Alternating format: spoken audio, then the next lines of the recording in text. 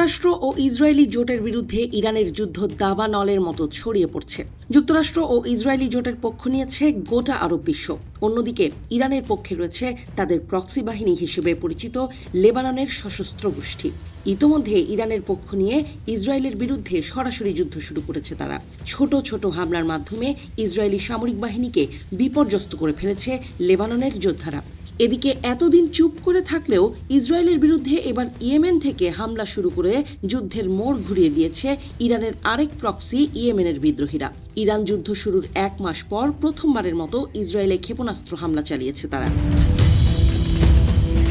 এক ভিডিওতে ইয়েমেনি যোদ্ধাদের সামরিক মুখপাত্র ইয়াহিয়া সারি জানান, অধিকৃত ফিলিস্তিনের দক্ষিণাঞ্চলে ইসরায়েলের বেশ কিছু স্পর্শকাতর সামরিক স্থাপনা লক্ষ্য করে এক ঝাঁক ব্যালিস্টিক ক্ষেপণাস্ত্র নিক্ষেপ করেছে হুথি যোদ্ধারা। সানবিট সব দিবে সামাল। সানবিট ম্যাজিক প্রেস ডিশওয়াশিং এর মাথা ঘোরানো সলিউশন। ইয়াহিয়া সারি জানান, ইরান সহ লেবানন, ইরাক ও ফিলিস্তিনের প্রতিরোধ যোদ্ধাদের সমর্থনে এই হামলা চালানো হয়েছে। যতক্ষণ পর্যন্ত এই ফ্রন্টগুলোতে ইসরায়েলের হামলা বন্ধ না হবে ততক্ষণ তাদের অভিযান চলবে।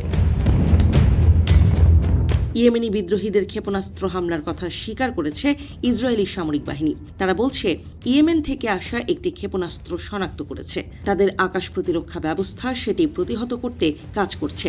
তবে এই হামলায় এখনও পর্যন্ত ইসরায়েলে কোনো হতাহত বা ক্ষয়ক্ষতির খবর পাওয়া যায়নি।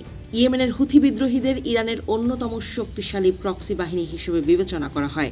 দীর্ঘদিন ধরে ইরানের পক্ষ নিয়ে ইসরায়েলের বিরুদ্ধে শক্ত অবস্থান নিয়ে আসছে হুথি যোদ্ধারা। মিত্র ইরানের ওপর হামলা অব্যাহত থাকলে এবং অন্য দেশগুলো এই যুদ্ধে জড়ালে তারাও সরাসরি লড়াইয়ে নামবে বলে আগেই হুঁশিয়ারি দিয়ে রেখেছিল হুথি।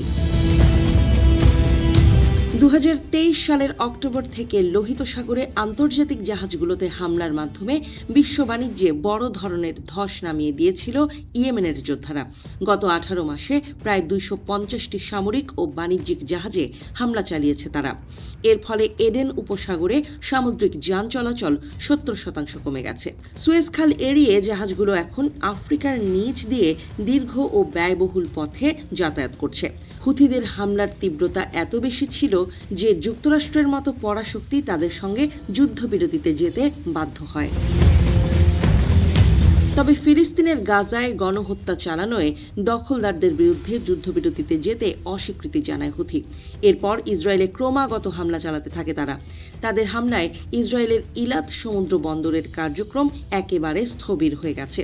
বিশেষজ্ঞরা বলছেন, এমনিতেই ইরান যুদ্ধের প্রভাবে হরমুজ প্রণালী বন্ধ করে দেয়ায় লোহিত সাগরের গুরুত্ব বহুগুণ বেড়ে গেছে। সৌদি আরবও তাদের তেল রপ্তানির একটি বড় অংশ লোহিত সাগরের ইয়ানবু বন্দরের দিকে সরিয়ে নিয়েছে। এমন পরিস্থিতিতে ইরানের পক্ষ নিয়ে হুথিদের হামলা শুরু যুদ্ধের পরিধি আরও বাড়িয়ে দিতে পারে বলে মনে করছেন তারা।